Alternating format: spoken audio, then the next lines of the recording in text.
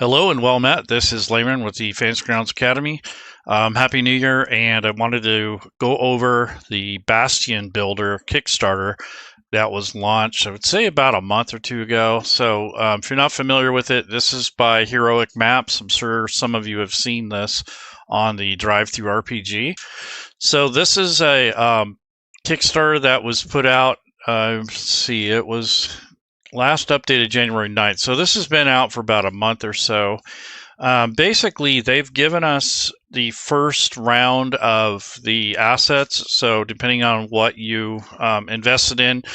So there is a stonemason and the landscaper, and there's different tiers, but essentially you get different variations and different themes. And these will become available eventually on the Kickstarter or on the Drive-Thru RPG. So this will be a there's a sample out there right now, but if you want to get these later on, you can. But I'm going to put these in Fantasy Grounds. I'm going to show you all the steps involved and then try to make one, and then we'll talk a little bit about optimizing images and that sort of thing. I go over this quite a bit because this is one of the biggest hurdles, I think, or one of the challenges that our community has when managing assets with Fantasy Grounds, especially with maps and larger images. So hopefully this will help a little bit and give a little bit more clarity. Some of the things I might be saying may or may not be 100%. So if I'm wrong, that's fine. I don't mind being corrected. But I've done some research and also been keeping an eye on that sort of thing when it comes to images. And I've noticed that quite a few of the regular users struggle with large images, and that's just the nature of computing, and there are limitations, and you'll run into these sort of limitations sooner or later, whether using Roll20, Foundry, or whatever resources you have. So I wanted to kind of go over some of the different assets that we're going to get, and I'm going to provide links. So this link here is the Fantasy Grounds Atlassian, and this talks about how to import assets, how to get them put into Fantasy Grounds, and that sort of thing. So we'll do that. And then we're going to optimize the images, make sure that they are, within a reasonable size and dimensions. And then what we'll do is we'll lay them out as tiles in Fantasy Grounds and kind of build a bastion. So bastions were introduced with the latest 2024 5e content. So if you have the Dungeon Master's Guide for Fantasy Grounds for the 2024 5e rule set, Bastions were introduced here. And in Fantasy Grounds itself, if you go to the interface on the right-hand side, there's a world button.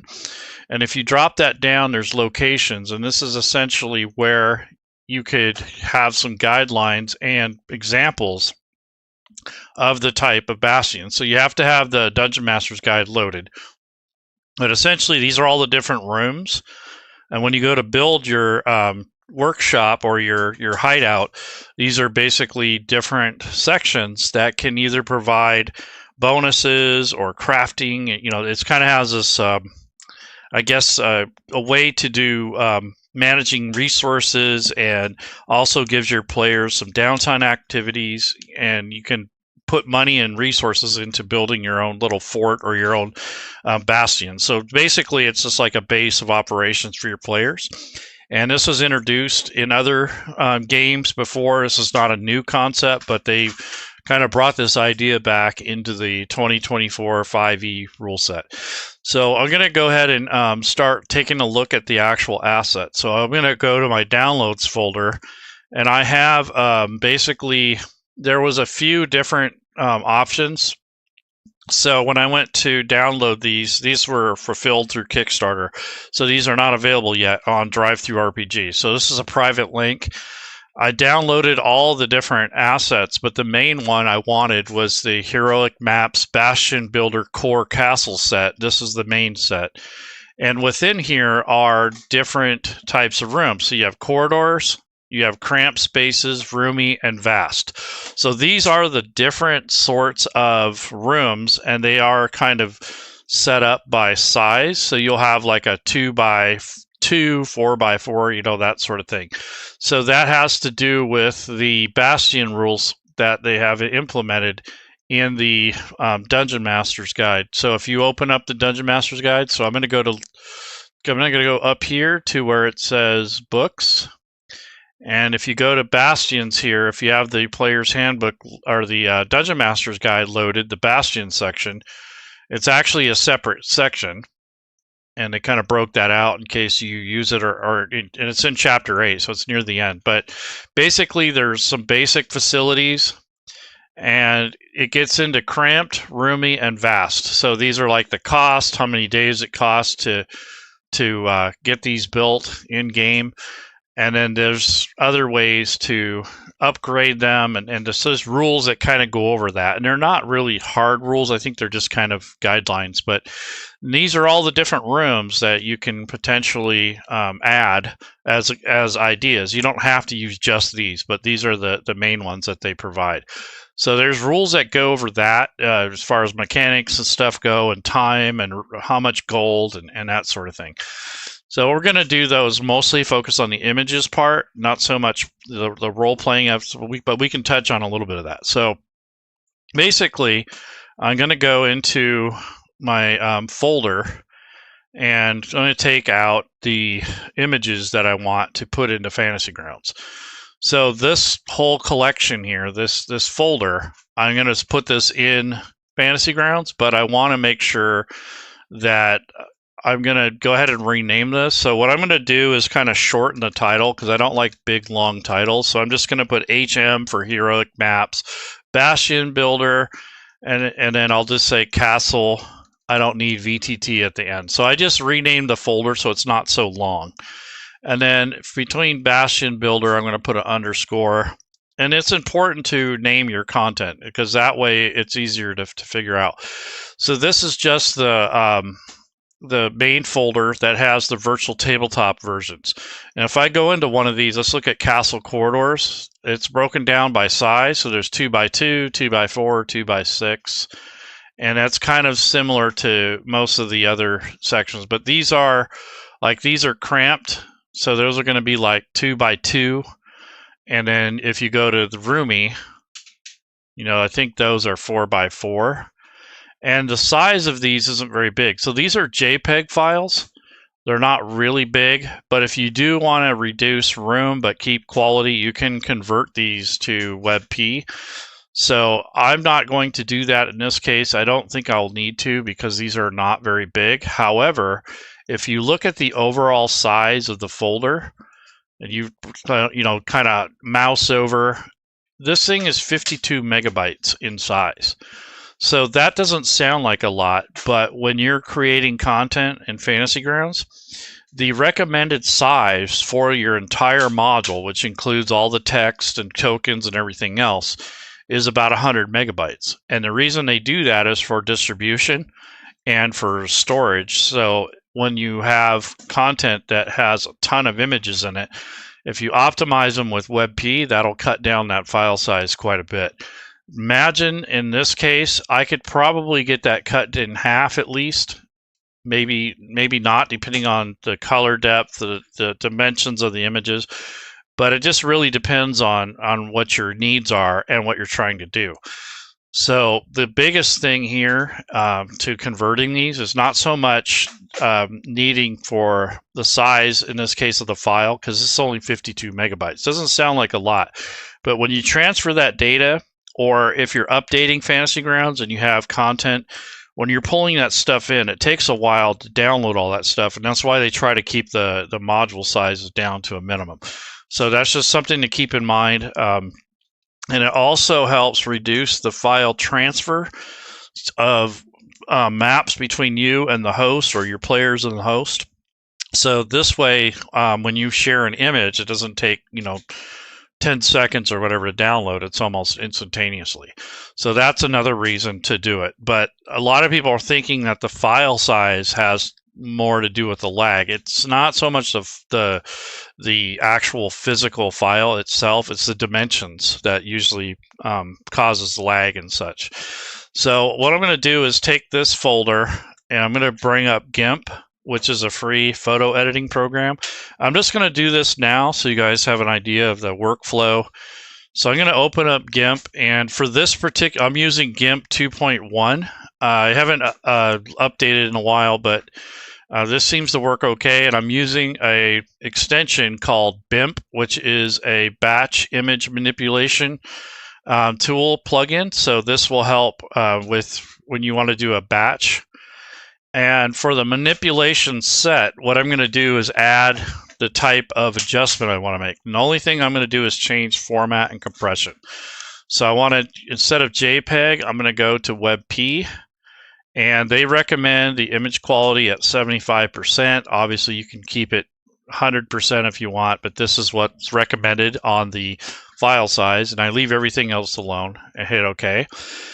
And now what I'm going to do is change the output folder. So I want to, once I get the file set up, I want it to know where they're going. But I'm going to go ahead and add images.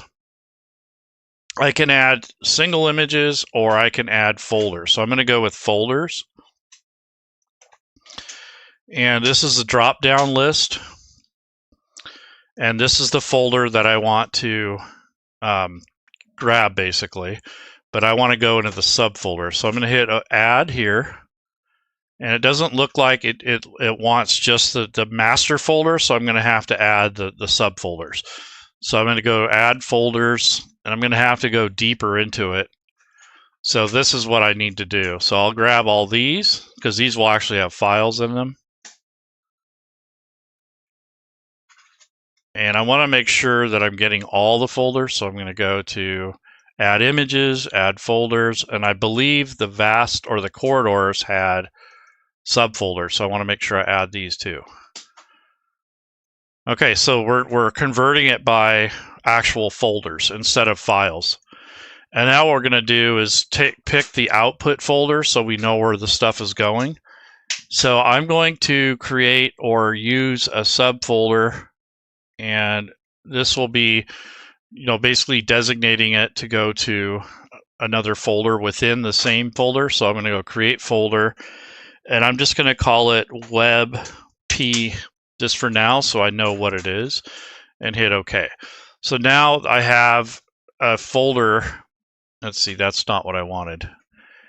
I wanted to create the folder. Where did it go? Heroic Maps, okay, and then create folder. And we're going to call this, whoops,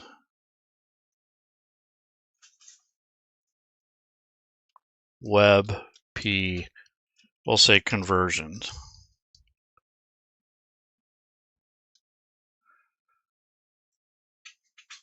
Did it create the folder or not? Let's see. Yeah, here it is. Okay, so hit OK. And now we're going to hit apply. It's going to go through all of these files and all the folders and convert those from JPEG to WebP. So this is a quicker way to do it instead of one at a time. And there are other applications, I imagine, that have a batch conversion function. You just have to pick the correct output folder and the correct formatting, and if there's any settings, you want to make sure you add that. But this is the quickest way I know how to do it. There's obviously, you can do it one at a time, or you can do that sort of thing. But all this does is just kind of takes off some of the file sizes. And if you've got larger maps, this is a lot more useful. The maps that I'm using now are more like tiles. They're not full maps, so they're not going to be as big. But when you add them all together, they do start adding up in file size. So that's why it's recommended to have it as a smaller footprint on your hard drive, and also for download purposes. And this will also help your players in the long run. When you share a bunch of images, they will keep the assets transferring back and forth a lot simpler. When you've got large maps and you're sharing those physically, not only are the dimensions going to slow things down, which is really the biggest issue, but the smaller issue might be a slower transfer rate.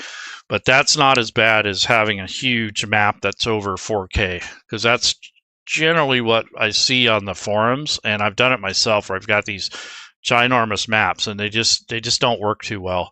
They might work well locally, but when you go to share them across your network and across to other people, depending on their internet, their video card, the type of system they have, that sort of thing impacts the performance. and it usually is the weakest link. So whoever has the slowest computer usually slows things down somewhat, and it does drag down the table somewhat.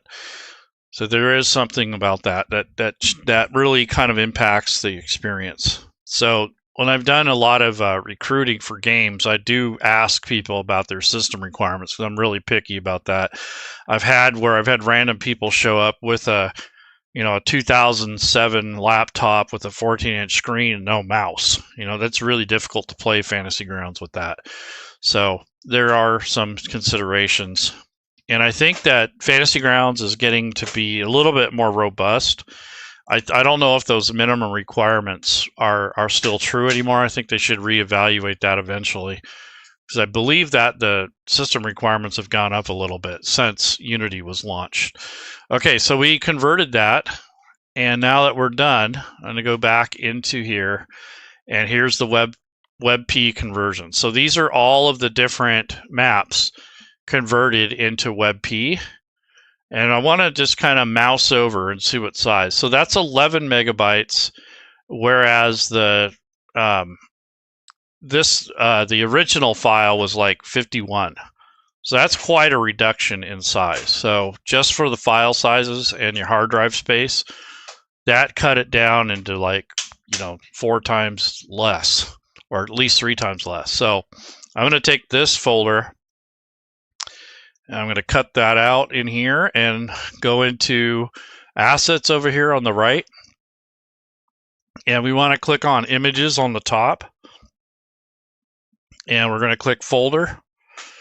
And that's going to go back into the campaign folder. And it's going to create a sub folder called images. And I'm just going to right click and paste. And now I'm going to actually change this folder name to Bastions.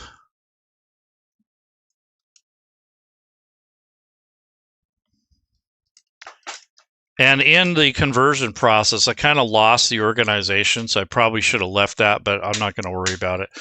Bastion assets, and I'll say WebP just for the sake of it. And now here are all the different options that I have. So ideally, I'd probably want to reorganize these in subfolders so that it's easier to figure out what's what, but I'm just going to leave it as it is right now.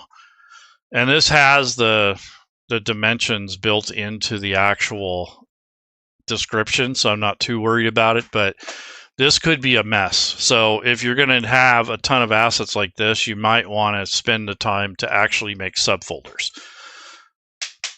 So now that I have that in there, I'm going to hit this refresh, which is going to refresh the folder and pull in the assets as campaign images, and it will create a folder called campaign. So once I do that, Fantasy Grounds will scan, and you'll create this subfolder now. And when I click on that, now you'll have the thumbnail views of all the different pieces of the Bastion. So this is just a preliminary of how you enter or get the images into Fantasy Grounds. And as you can see here, this kind of is not good because I'm getting some lag here because I've got way too many images in this folder. And Fantasy Grounds has to create a thumbnail view for every single image. So this is not the ideal way to go as far as asset management. I should have actually divided these up into subfolders, and that way I'm not going to get this slower kind of lag. Right now it's really slow. So it's kind of a balance between how many assets you want to see in it at any given time, and then also your system resources. So there's quite a bit here. I didn't realize how many pieces were involved with this until I brought it into here.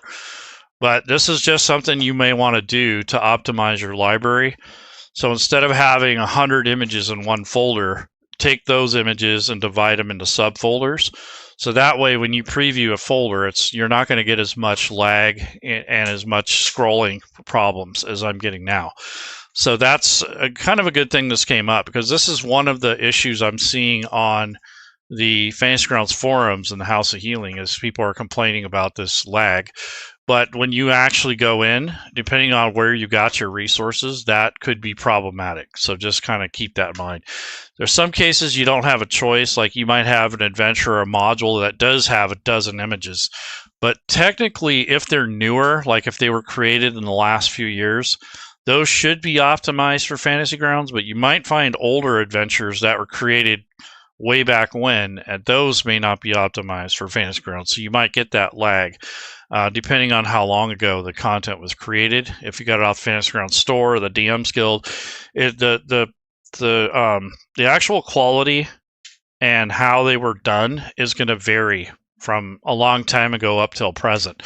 So in the last 2 years, Smiteworks has done a better job at compressing, changing the format, and they have gone back somewhat and done some of the older content, but there's still some older modules and adventures out there that probably need some work. But nonetheless, this is the kind of thing you'll get if you don't manage your resources. So that's that part. So when you go to build your first Bastion, I think you get that ability at 5th level or 4th level of your character as you're progressing in your campaign for the 2024 5e rule set. So what I'm going to do is just make a kind of a basic, it's like a basic Bastion. And I'm going to drag each one of these as I need them individually. But you can do it all at once if you want. But what I'm afraid of is that since I have these all in here at once, it could cause some lag or cause problems. So I'm just going to pull in one image at a time and kind of set up a real basic Bastion, and then we'll go from there. So let's take a look at the rules here real quick and go under Bastions, and we'll see what it says. So we're just going to pretend like we're going to get a new Bastion. So it's a location that belongs to player characters. It's a home, a stronghold, a place of power that characters develop over the course of a campaign. It offers a character temporary refuge from the dangerous world of adventuring, and it provides opportunities for characters to craft magic items, to conduct research, harvest poisons, build ships, and carry out a range of other activities. So as the Bastions go up in level, they're going to help you kind of advance the capabilities of the Bastion as well. And it kind of depends on the rooms that you add and that sort of thing. So there's little perks and stuff that go along with different types of Bastions. So as a DM, you have to decide whether they're going to be available in your campaign. So you have to talk with your players and see if you guys even want to use it, because it's kind of an option. Bastions are best suited to campaigns that allow characters to return to their Bastions during intervals when they're not actively adventuring. So if you do like an episodic type campaign, probably work pretty good for that. Not every character needs to have a Bastion. It's fine for some players in your campaign to opt in to ownership, and others can opt out. So not everyone in your group has to have one. There's no need to choose between going on adventures and commanding a Bastion, because a character can do both at once. A Bastion has special facilities that generate benefits, and these facilities can also undertake projects while the character is otherwise occupied, like adventuring or healing. Most importantly, a Bastion is a creative playground for a player and a shared storytelling space in the campaign. So apparently that's the most important part of this. A Bastion, if it's if it's available, you want to be as permissive as you can with the story that the players tell about their Bastion. So if they're going to create a Bastion and they want to add story elements to it, try to allow it or incorporate it into your campaign as best as possible. But they should know that their control might be limited by the campaign's larger story. So if it goes across to, your story arc or whatever, you have to discuss that with them. But you have to strive to try to make it fun for everyone if you can. I don't think this should be a fighting point, and I honestly think it's more creative license to be invested in the game itself. So if you allow Bastions in your campaigns, characters acquire their Bastion when they reach level 5. You and the players can decide together how they come into being. A character might inherit or receive a parcel of land which to build their Bastion on. In chapter 3, they talk about marks of prestige, or they take a pre-existing structure and refurbish it. So it's fair to assume that the work has been going on behind the scenes of the campaign during the character's early adventuring career. So they could have invested in this stuff and then decided to have it built, but it can kind of go on behind the scenes in the background.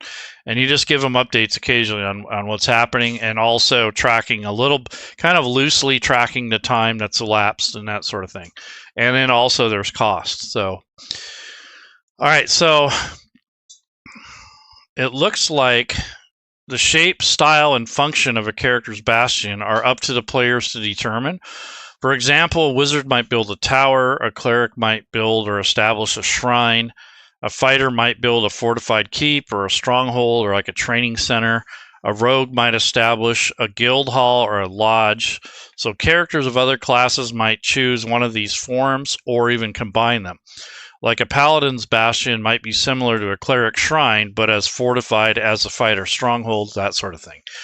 And multiple characters can combine their bastions to form a single large structure. So you can do all kinds of cool stuff. So every bastion has facilities that serve as basic needs as well as special ones, such as libraries, menageries, workshops. So you have these basic bastions. Basic rooms, and then later on you can add specialized rooms. So as time passes, a player basically they take bastion turns to reflect the activity occurring in their bastion, whether or not the players are present. On a bastion turn, a character can issue orders to the special facilities in their bastion, or issue the maintain order to the entire bastion itself. So these are examples. So the frequency of turn is every 7 days in game time, roughly. There's some common examples of players taking a turn. So, for example, characters are on a long journey away from their bastion. After the characters have been away for 7 days, you might say, time for a bastion turn. Since you're not there, we'll assume that you maintain order for your bastions. Then you roll for events as described in the Bastion events section in this chapter. The only thing I could say about this is, as a game master, this can put more load onto you, so you may not want to incorporate this. What I'm saying is there's more stuff to track. And that's the only thing when this first came out, that's the only thing I really thought of is, do I really want to, have to manage all this other stuff on top of the campaign? So you have to consider that too. So the things you want to do, to kind of satisfy your players and keep immersion going, is it going to be worth your time? Let's see. So there's Bastion events that can occur occasionally. A character spends 7 days or more in their Bastion between adventures. You might say, you have 6 weeks to spend in your Bastions. Go ahead and resolve 6 Bastion turns. So you might allow them to roll different amounts of turns depending on how long they're there. The characters return to their bastions in midst of an adventure. You might say you have just enough time to take a bastion turn before you leave again in the morning. So that's just another like a roll of events type thing. And the other example is the characters are adventuring near their bastions and resting in their bastions at night. You might say, it's been a week since your last bastion turn. You could take one now. So these are times to interject when events might occur, or perhaps a completion order has been, like something is completed at that time, whatever you want. But you can slow the frequency turns to serve your needs, or you can accelerate them a little bit. For example, if the characters have months between adventures, you can call for a bastion turn every month instead of every 7 days. So the characters aren't issuing so many orders or reaping too many benefits at once. So you can slow it down to where, like, if they're building a new room, maybe it takes a month, so you can just do it monthly. If the standing order might be to continue building, something like that. So that's basically how that kind of works. So Bastion maps. So you encourage your players to create floor plans of the character's bastions, configuring its facility as they see fit, and using the same techniques you use to create dungeon maps. So it says see dungeons in Chapter 3 and adventure maps in Chapter 4. In addition to basic and special facilities described later in this chapter, a bastion can have the following features. So they can have closets, like one or more washrooms, sort of smaller enclosures, maybe a toilet. The closet must be inside the facility and can't increase the facility's area in squares. So it's got to be like a closet within a small room. These features are free. So storage closet, hidden treasure room or treasure closet type thing, or perhaps a commode. Corridors, ramps, and staircases. A facility can contain one or more corridors, ramps, or staircases leading to other facilities in Bastion, so those are free. So I see there's some staircases here. Those might be considered free. Defensive walls. A character can add defensive walls around their Bastion. A defensive wall is 20 feet high and may include a walkway along its top, which means to access it, such as a ladder or a lift. Each 5-foot square of defensive wall takes 10 days to build and costs 250 gold. If a character's Bastion is completely enclosed by a defensive wall and it comes under attack, such as during one of the Bastion events, at the end of the chapter it's described, you reduce by 2 the number of dice rolls determine how many Bastion defenders are lost in the attack. So there's some things that affect or impact what the events at your Bastion. So you can combine them and you could facilitate space. So the amount of space in a basic or special facility determines its maximum area in 5-foot squares, as shown in the facility space table. A player can configure the squares of a facility as they please on their Bastion map. The squares can be stacked so that a facility area is distributed over multiple levels or stories. So you can build up or down depending. So these are the spaces. So you have cramped, you have roomy, and vast. So that's 36, 16, and 4. So that's kind of what you're getting here with the assets that come from Heroic Maps. So you have different sizes. So you have a vast area is 16, or a roomy area is 16 squares. A vast area is 36. So that's like 18 by 18. So that's kind of how they kind of broke this down into, sections. So basic facilities are like bedroom, dining room, parlor, courtyard, kitchen, storage, those sort of things. So a basic facility comes with non-magical furnishings and decor appropriate for that facility. Basic facilities don't have any in-game effects, but they can inspire role-playing opportunities and enhance a Bastion's verisimilitude. A Bastion with a kitchen is functionally the same as one without, but the former gives you and your players a fun setting to start game sessions, have in-character discussions, or even introduce new NPCs. So not every room needs to have a function that's going to be like part of the rules, basically. It's more role-playing.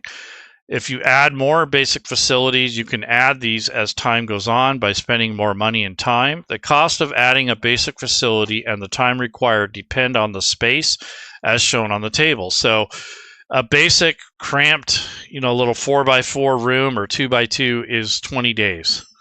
A bigger room, a roomy one, is 45 days, and a vast room is 3,000 gold at 125 days. So that's, basically a few months there, like 4 months. So you can build, I think a couple years, you could build a pretty good sized Bastion. If you want to enlarge, there's the upgrade fees there. So at level 5, you can get, let's see, here's the special facility acquisition. So special facilities are Bastion locations where certain activities yield game events. A character's Bastion initially has 2 special facilities of the character's choice for which they qualify. Each special facility can be chosen only once unless its description says otherwise. So unlike basic facilities, special facilities can't be bought. A character gains them through level advancement. So at level 9, a character gains 2 additional special facilities of their choice, which they qualify for. They gain 1 additional facility at level 13 and another at level 17. and that becomes part of the Bastion when the character reaches that level. Each time a character gains a level, the character can replace one of their Bastion special facilities with another for which the character qualifies. So there's some rules on that. But basically at level 5, you can have up to 2 special facilities. And that also is in addition to your basic facilities. So each special facility has a level. So a character must be at that level or higher to gain that facility. A special facility might also have a prerequisite, so the character must meet to gain the facility. For example, only a character who can use arcane focus or a tool as a spellcasting focus can have an arcane study. So there's some requirements. So there's spaces. So special facility occupies a certain amount of spaces. The player can configure the squares of a special facility as desired on the Bastion map.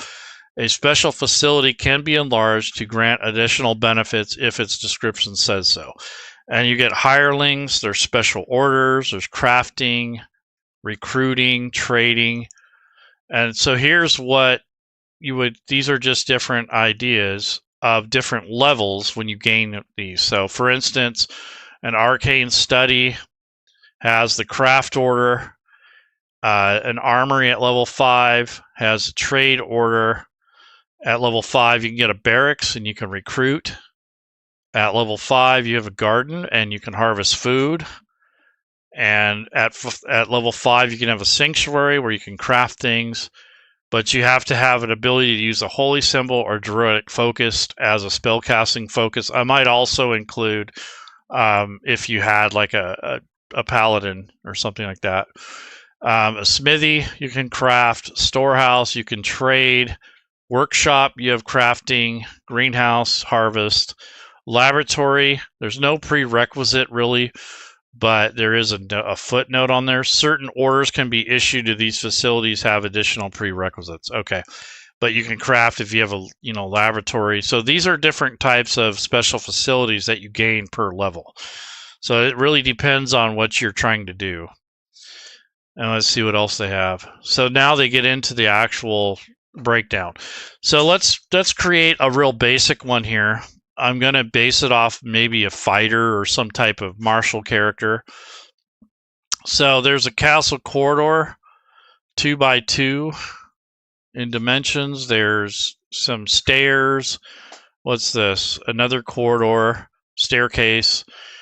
Here's a corridor 2x2. So these are just basic facilities. So maybe you would dump some money into that and get like the basics built out. So let's do that in Fantasy Grounds. So let's just say your players have a bunch of loot. They pool together. They want to build their own Bastion. So let's take, let's see. Let's go with, what we're going to do is we're going to open up campaign over here on the right. And we're going to take images and open that up.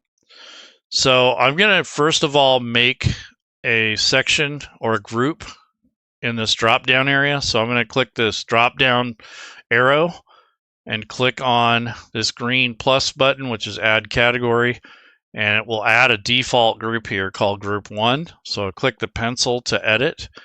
We're going to call this player Bastion just so we have a separate section. And then I'm going to click on stop editing. So click on the pencil again. And now I have a separate section just for the Bastion. And as we need stuff, I'm going to pull those over if needed. But first of all, I'm going to create a blank image. And I'm just going to call this map _ players Bastion. Just so I have a title. And then they can call it whatever they want. It might have a nickname like, Rat's Nest or something like that. The theme of this heroic maps is a castle right now. I think there's other themes that you get if you invested more into the Bastion Builder Kickstarter. But for now, this is just a castle, so we'll just go with that. So what we'll do now is we'll take and we'll turn on this grid later. So as we drag, I'm going to start with the first piece. And this is a junction, so a 2x2 junction. That'd be a basic facility, might even be free. But I'm going to pull that over. Let's see. So I want one that doesn't have anything, no grid, and here's one that has a grid. So I'm going to use the one without a grid and bring that over here, and we'll see what it looks like when it gets pulled over. Okay, so there's that. And what I want to do is turn on the grid system and figure out the scale. I didn't look that up, but it's nice to know what the scale is. And this is actually 2x2, so it's a lot bigger than just all these little squares. So it's probably each one of these is more like a tile, like a stone tile. So I want to turn on the grid for right now.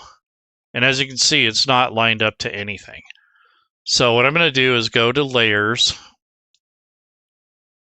And first I'm going to try 70 by 70 and see if that gets closer. Yeah, so that's a lot closer. So that is probably the half size. I'm going to go to 140. I think that's going to be the, yeah, so 140 is the scale of this tile. And that is optimized for Roll20, to be honest. So anytime you see a map, you're not sure what its scale is, try 70, 140, 150. Those are pretty common. And then as far as this goes, I'm going to leave this the way it is, but I'm going to move the actual grid to line up on the corners here. So I'm just going to use the down arrow. So instead of dragging the tile away from center, I'm going to actually move this down or up, depending on what direction you need to go. And there we go.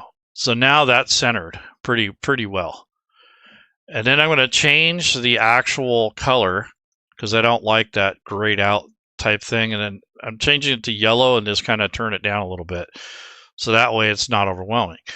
So this would be like a basic facility. And I don't remember what the cost was, but let's go back and look at that. So basic facilities. It says that corridors and stuff are probably free.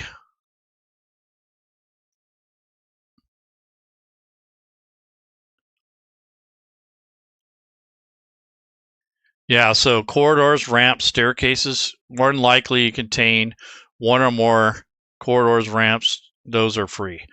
So you can kind of build the basics without a lot of cost. So let's grab a staircase, let's say, and I'll drag and drop that onto our map. And then when we want to, we'll get a couple cramped areas and we'll just add, but we're going to add some special rooms later. But as you start with 2 free basic facilities, so bedroom, dining room, so these are the basic ones. So we'll get 2 of those for free. And then maybe the players chipped in 500 gold to get an additional. So we'll see what happens, but I'll minimize that for now. And what I want to do is just kind of, let's grab a staircase. So stairs up, we'll say that there's an outside area and there's a staircase that leads up to this area. So we'll go with, let's see. So when you use tiles, you want to go to the layers mode. The first one I just drug over to get an idea of the sizing and the scale. Now that I have that figured out, what I'm going to do is take one of these staircases. Here's a staircase going up with no grid on it. And I'll just drag and drop that into this area. See, this is what I don't like, is that it replaces this, which kind of sucks. So let me see if I can resize that. Yeah, so I guess for the time being, what I'll do is I'll click away instead of on the last tile asset. They changed the behavior of this a while back ago. I'm not too sure I like it, but if you don't want to replace the one that you currently have selected, just click somewhere else on the map and then drag your asset over. So this will be the staircase. It's 2x2, no grid. So take that and place that into the tile mode. just like that. Now what we're going to do is to rotate it. So if you want it to come from the side or you want it to come up from top, we need to rotate it. So rotate it like that. So this will be the entryway essentially. And then what I'm going to do is, if I wanted to, I could take this tile down here. So if I go to the edit mode and I select this layer, which is this one right here, I can make a copy of it. So I can duplicate selected layers. And then what I'll do is drag this over and I can duplicate it again. So this way you don't have to keep choosing that file. And then I'll do one more. So I'll duplicate and then drag this here. So we'll just do like a basic setup right here. So that's basically the start. And this wouldn't, I don't know if this would necessarily all be free, but it doesn't count towards your building of your facilities. So I'm going to say we have 3 rooms. One is like a bedroom, like a dorm. One's like a dining kitchen, and maybe one's like a war room or a bar or something like that. So one of them was paid for. The other 2 are free according to these rules. So what I'll do now is take and, so here's an arcane study. There's an archive, like a library. Here's a barracks. And this is a vast room, so we're going to have to get a roomy. So we're going to have to find something that's a little less, so we'll say cramped. So we're going to have a couple cramped rooms here. So here's the cramped areas. So what we'll do is we'll take one of these. And again, when you go to select another tile to place in this, like I said, you click away from the tile that you were last on, which will clear this out. Because if you drag it over while you have a tile selected, it's going to replace it. I'm not used to that yet. That's something that was changed in the last few months, so just be careful with that. And then I'm going to go to tile mode and then pick one of these cramped areas. So there's a reliquary, there's a parlor, I guess like a living room, and this is a courtyard, and then we have this bedroom type thing, so I'm going to get a couple of bedrooms. So we'll just take that and let's see. This is the one that doesn't have a grid baked into it, no grid. So drag and drop that over there. And what we'll do is I'll rotate it so the door faces the right way.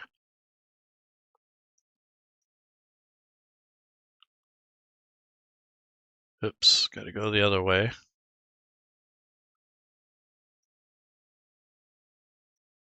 Here we go. So there's that. And then again, I'll rotate it so that the door is going to face the correct direction. So there we go. So there's our 2 rooms. And again, this is from the Bastion Builder Kickstarter. So they're not quite available yet on the on Drive-Thru RPG. Probably like in another month or so. Okay, so we have 2 rooms. Those were free. And now we're going to have really pitched in. And let's get a dining room.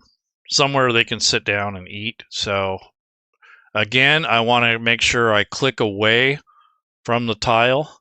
So I'm going to go to edit mode and click away from the last selection.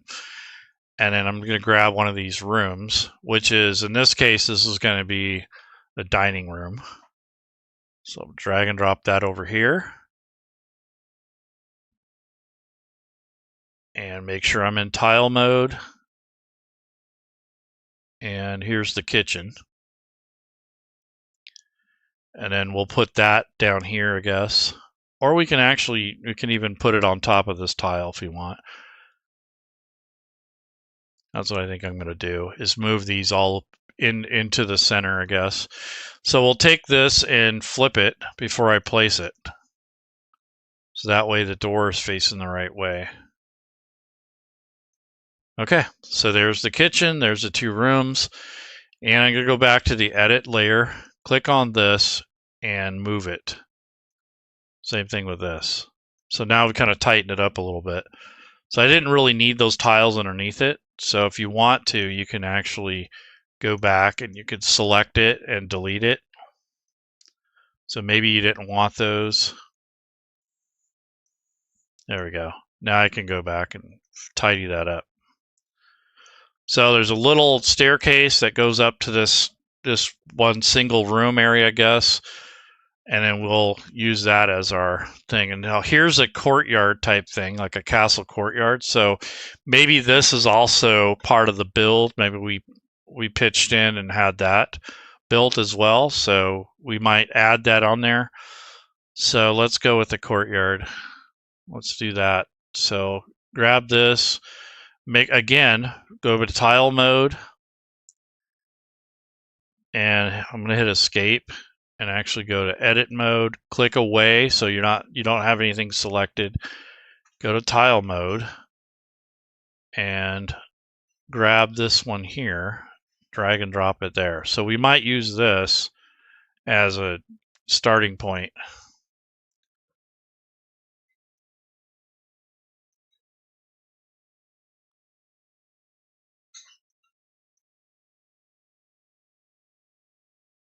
And you can also flip these, so you can, flip them around. So you might do something like that. It just depends on what you're trying to do. I don't think I need to do it, but that's basically one way you could do it. Let me see what else we have. So we can get, I guess we can get a special facility. Let me look at the rules for that.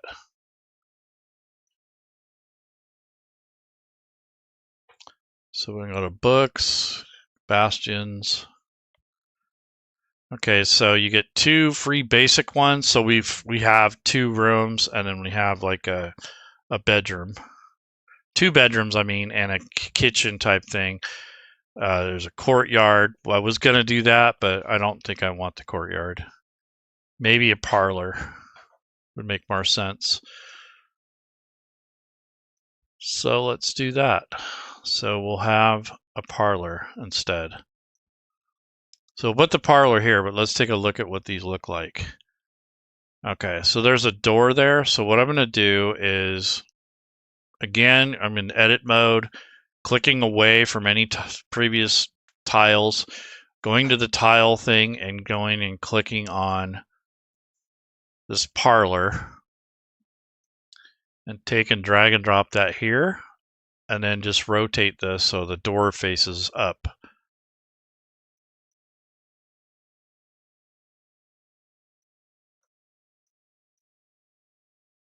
There we go, like that.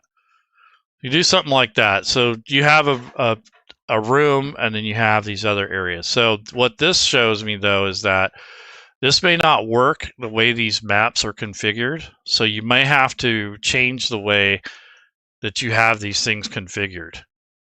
So you might be able to drag those over and overlap, but I think you'll ruin your kind of your scale in your room.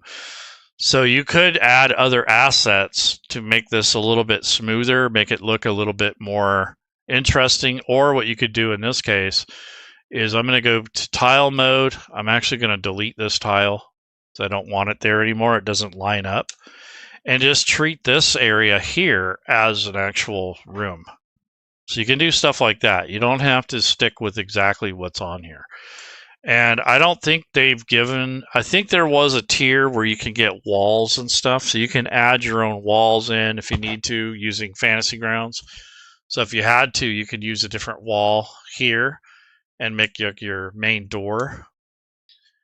And then you can also do other types of things on here. So let's right click and go to zoom to fit. And you could place something here, but I wanted this to be open. Perhaps this is like a, I don't know, maybe a trellis or something. Not anything really spectacular, not a door per se. And this would be outdoors, this stuff here. So it might be like a little villa, or it could be underground, whatever you want it to be. So that would be the basic of that. And then here you have these different tiles.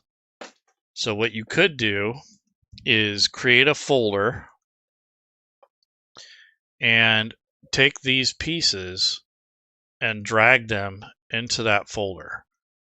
And the reason to do this is that it's more organized and you're not going to have as much clutter. And I actually need to get rid of this tile here. So delete that. Okay. So this is going to be, we're going to say ground floor.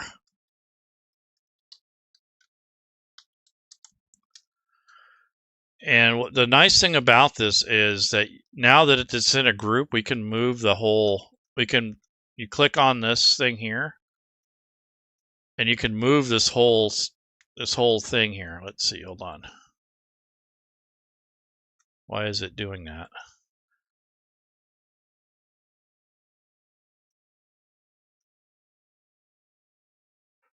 Huh. You used to be able to move this whole thing. Let me lock it and see if that'll do it. Nope. I don't know what happened, but you used to be able to drag this whole entire piece as a group. Maybe it's because I'm not. Huh. Interesting. Anyways, you used to be able to select this and move this entire tile. Oops. So I can adjust it, but why can't I move it? Oh. Yeah, see, it's selecting the tile instead of the whole. But yeah, you used to be able to move this around. I don't know what's going on, but I have it selected as one big tile. But whenever I go to grab it and drag it, it ends up taking one piece of it, which is what I don't want. So I guess you could take this and can you rotate it? Nope. Yeah, I don't know. They've changed the behavior on the map tool, so not sure why that's a thing anymore. But anyway, so this is just kind of some of the assets you're getting with that Bastion builder. And then if you're going to play with the rule set and have those, set up in there, you can. And then once you're done with that, you can call it whatever you want. You can put a title on there. So maybe they call this the Rat's Nest of players. And then what we'll do is on locations,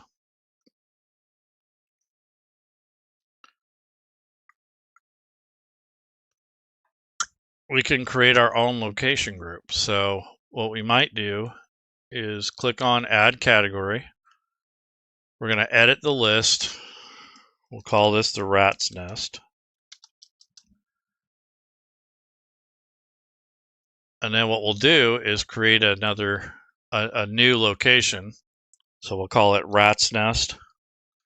And you can link this to a larger map. So if you had like a city map or something, you can link this section there. And when you go to sub locations, maybe there's more than one hideout or something like that. And then you can add, here's the players, Bastion. And then down here, there's some GM notes. Maybe the orders can be listed here, whatever you want. But once you have that, you can drag these links in there. And you can take this and link it to the map. So this way you have your notes. And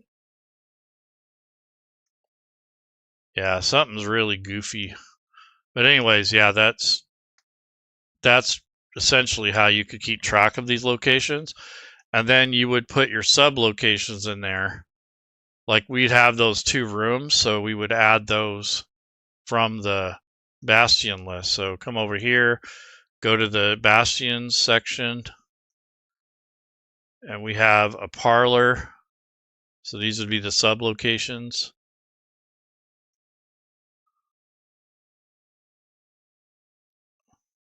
Maybe we have the 2 bedrooms, so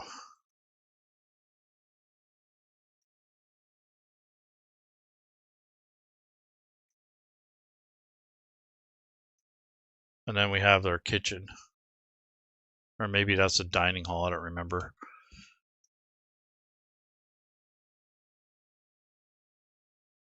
Yeah, dining room.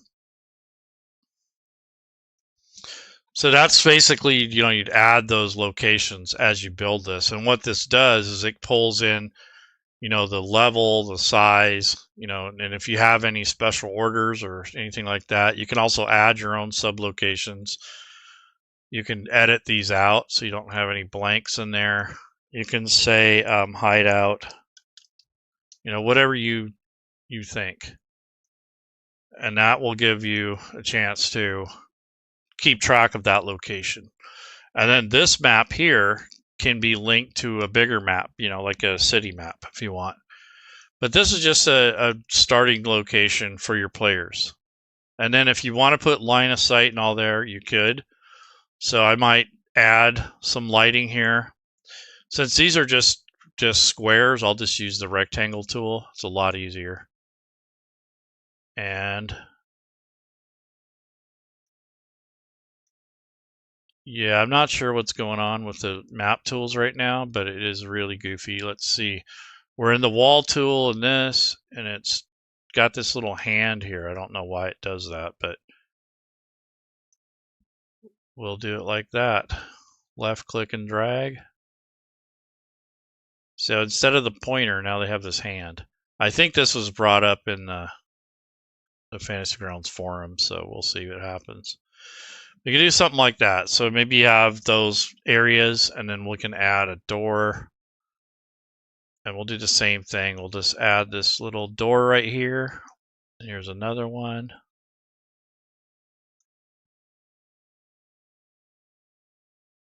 So there's that. And then if you wanted to add lighting, we can add these two torches here. So we go to lighting, and to add lights, what we'll do is we're going to select the ground floor, and we're going to go with torches, I guess.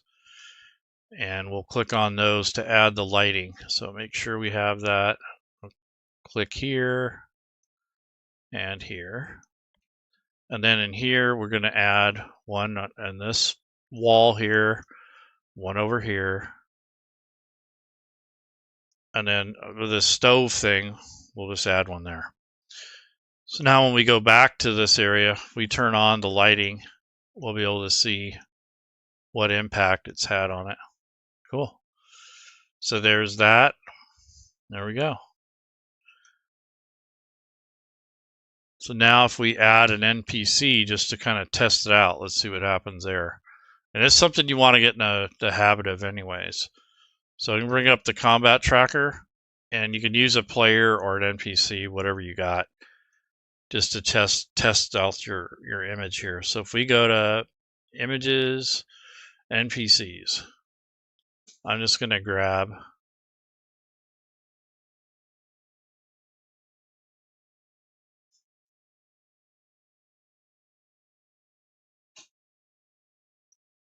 not a lot of choices, but we'll just do let's do an imp.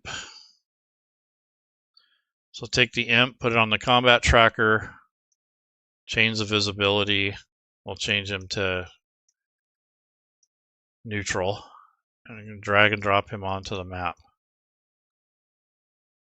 So now when you grab him, you can see the line of sight, how it's behaving. Click on the doors, see if those are working. There we go. So that's just a way to test this out. And so that's basically just so that's basically how you use these if you have these kinds of assets. So I just kind of wanted to show you what the heroic maps look like, the Kickstarter stuff. And you can obviously do your own, like, you don't have to use that, but if you invest in a higher thing, you get more themes.